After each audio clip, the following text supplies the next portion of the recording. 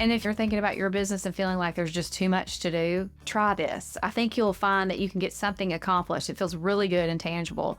And, you know, for us, we want to be impactful for the rest of this year. We don't want to just say, oh, we'll put that off till next year. Hi, I'm Melissa. And I'm Julie. We're lifelong friends and entrepreneurs who have spent the past 15 years building successful businesses. Yep, we've done the scary stuff in business and in life. We created this podcast to empower and inspire women to be bold and courageous in their personal and professional journeys. Each week, we explore stories, insights, and practical tips to help you harness your knowledge and experiences to create and grow your business or improve your life. If you're ready to take action, or even if you're just dreaming about building the life you deserve, you've come to the right place. Get ready to step out of your comfort zone as we celebrate bravery, share inspiring interviews, and offer the guidance you need to blossom into your fullest potential. Okay, friends, let's be brave together. This is the Brave Looks Good on You podcast. Hey y'all, it's Julie. And I'm Melissa. And today we are going to chat about something that we have just personally prioritized in our in-person 3-day meeting we just had. And we really wanted to share it with you. We got really excited about it. I actually created a reel about it and got some attention from that. And I was like, we need to talk about this on the show. So it's something we're going to start doing every year. And that is focusing at this last bit of the year and make the most of it. Don't give up. The year is not over. Right. We have 1 month to go. I mean, y'all, that's 4 weeks. That's 30 crazy. days. It's not much. And so it's easy to get caught up in the holiday planning or just, you know, like, oh, I've made it 11 months. I'm just going to let the rest of the year slip by. Mm-hmm. It's easy to say that, but let's not do that.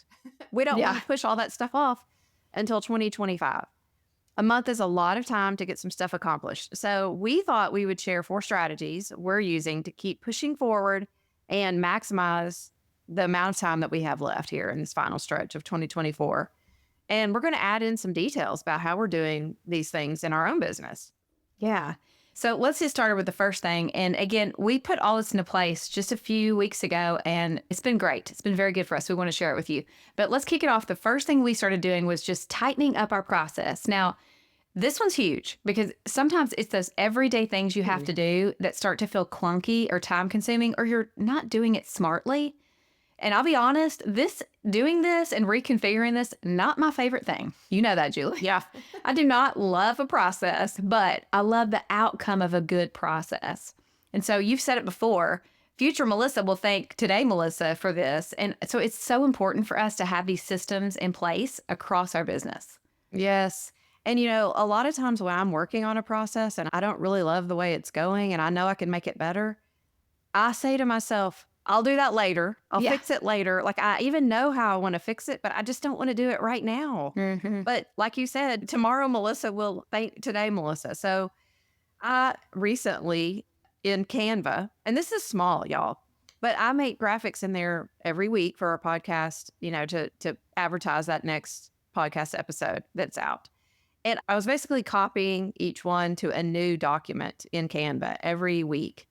And I mean, y'all, after 100 episodes, your Canva account is crazy filled with all these graphics that I'm never going to use again. You know, I used them once and they were just filling it up and it was annoying to me. And I was looking through them all and I thought, there's got to be a better way. And so what I decided to do was just put the graphics in one file on Canva. Yeah. And each time I just copy last week's and make a new slide, basically, and then just download the one slide. And I can't tell you how much lighter I feel because there's one for the post and one for the stories. And I deleted all the other stuff. It's like, wow, it's like cleaning up your house. Yeah, it's like freeing. Kept the clutter out. And that just really freed my mind to do other things. And I was so glad when I finally decided to do that. Yeah. And I want to speak to the Canva thing in a little bit when we talk about some of the things that we've done, like cleaning up. But that can get overwhelming in there. And when I was logging in to like do our graphics or something for social media, you have to scroll through all the things that you're doing, touching every week. So that was smart. Thanks, Julie, for getting us fixed up there. Sure. And making folders is another great thing. Yes. Yeah. We'll get to that later. I think the thing here is to just ask yourself, how can I make this easier? What can I do to improve this process? Yes. And then just do it. Yes, I'll say in your own businesses, you listening, just think about this. Like, what's worth taking some time just to stop, get it done. because over time you're more organized, efficient, and it's less of a mental drain. I would say on me for sure when I get that done. And the processes are tighter, and you've got more ability to focus on things that will actually push you forward. Gives you more time. Yeah. So I want to challenge you to really think about where you are, where you might be overcomplicating things. And a little streamlining can go a long way in helping you get more done without more stress. So maybe it's organizing your emails and your email funnels.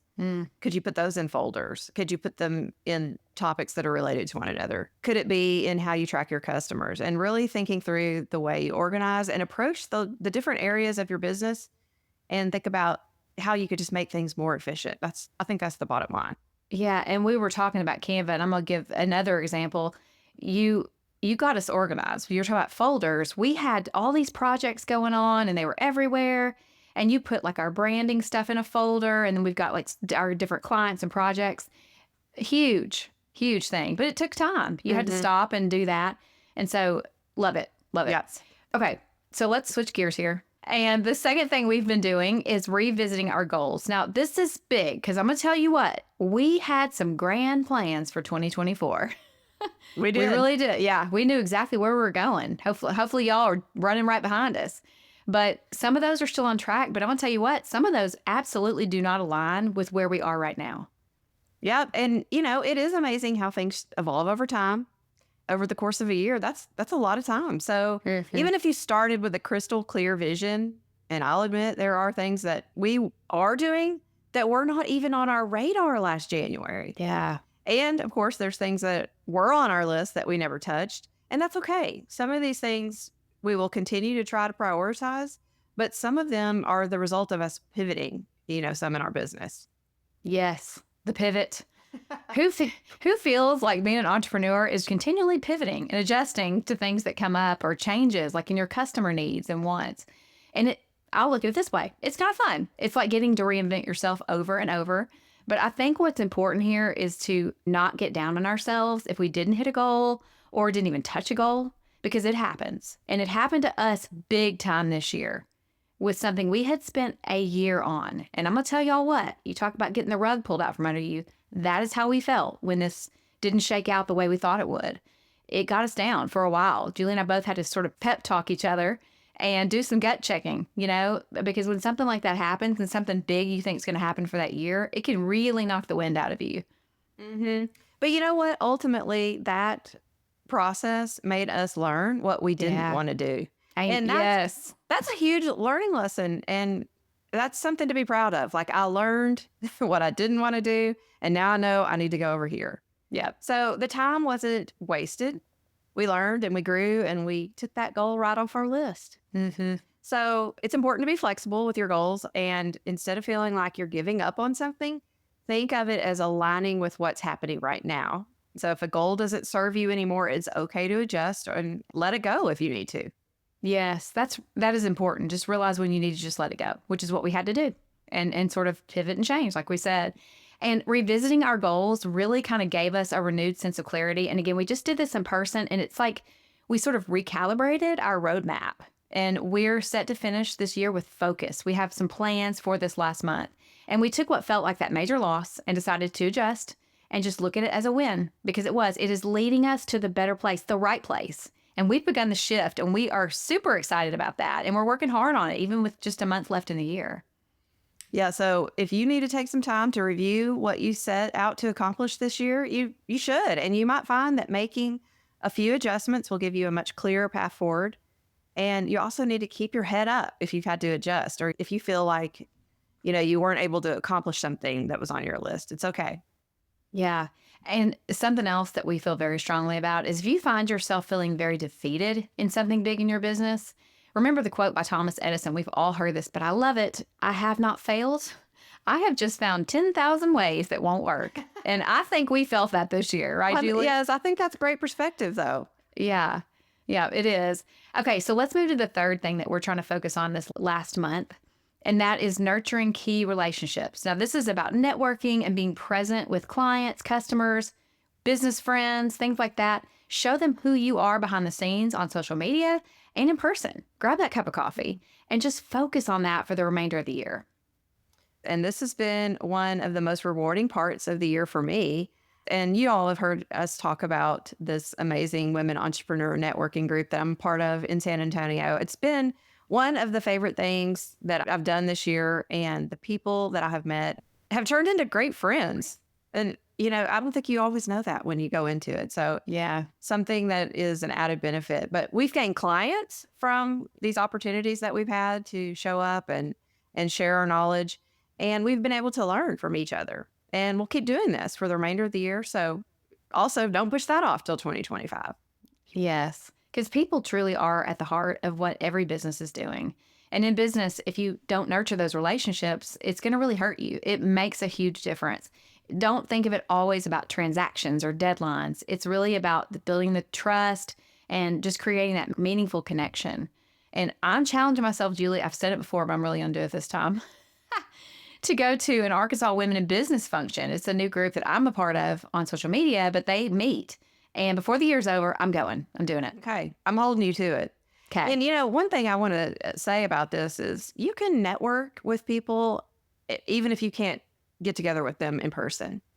So even if what you need to do is send a DM to a Instagram friend, maybe someone you don't even know in person, do that. Like send them a voice text through Instagram. I love it when I get one of those because I'm like, oh, this person is actually talking to me. She's talking to me. Yes, I think it's so personal.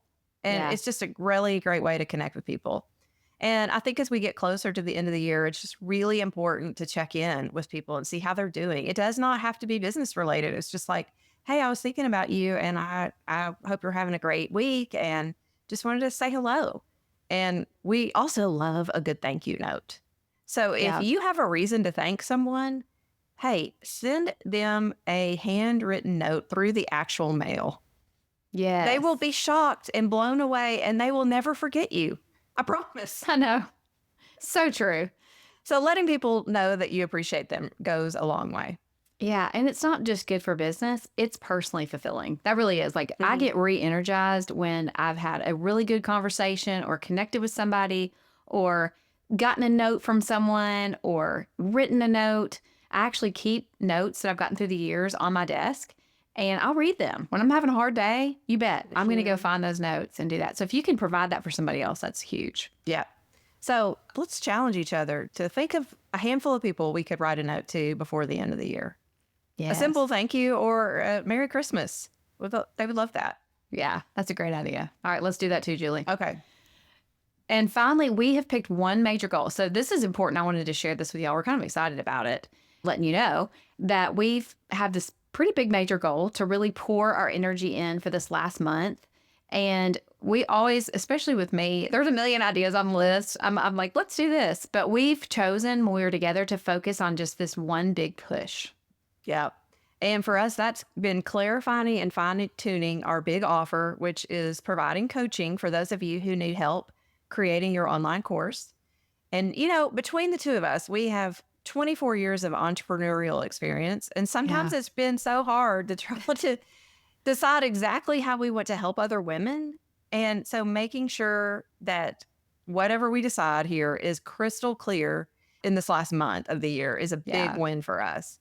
And, before we've had lots of great ideas, like Melissa said, and we have too many things going on at once. And it is time to hone in and focus on the thing.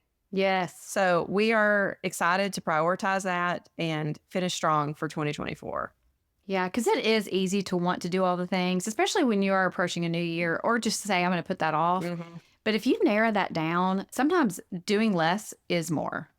And when you can focus all that energy in that into just a few things, we know we're going to give that the attention it needs and make it just what it's supposed to be so that we are performing at our best when we're working with our clients. Yeah.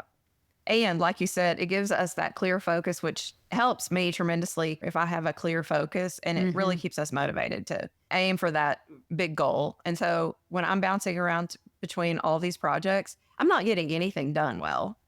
So you're right. Like focusing on the one thing actually really helps you focus on the one thing. Yeah.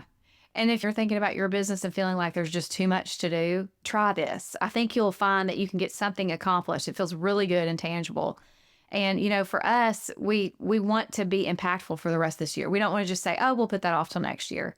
So it doesn't have to be your big goal. It just needs to be meaningful for you. Something that's going to give you that feeling of success to get it finished or out into the world finally, something you've been waiting on doing. Do it. You have a month. All right. I love it. Let's do it. So let's wrap this up with a quick recap and some encouragement for you all. So to sum it up, here's what we're going to do to make the most of 2024. Number one is we're going to tighten up our processes. Number two, revisit our goals. Number three, nurture those key relationships. And number four is focus on one big push for the end of the year. And remember, it's never too late to finish this year strong. We can focus on it and make it the best last month ever. We can have it be full of wins. And by doing this, heading into 2025 will feel very exciting and you'll be ready for the new year. Exactly. So y'all don't put it off till 2025. It's so tempting to do that and just kind of cozy in for this season and be like, yeah, we'll get to work hard, in January. And don't do that. You have several weeks to really do some work so that you are really ready for the new year and you've accomplished something else before the end of the year. So don't let your foot off the gas pedal yet. We are not doing that at Brave, and we don't want you to do that. You can do that during that weird week that happens between Christmas and New Year's where you don't know what day it is and you're in your pajamas for a week. That's when you could do it. That's but don't do right. it yet. Yeah. So let's make the last stretch of the year be just as powerful as the first. And remember, the Brave looks good on you. Bye, y'all. All right, we're rolling. Roll. Oh, sorry. It's my turn. Okay.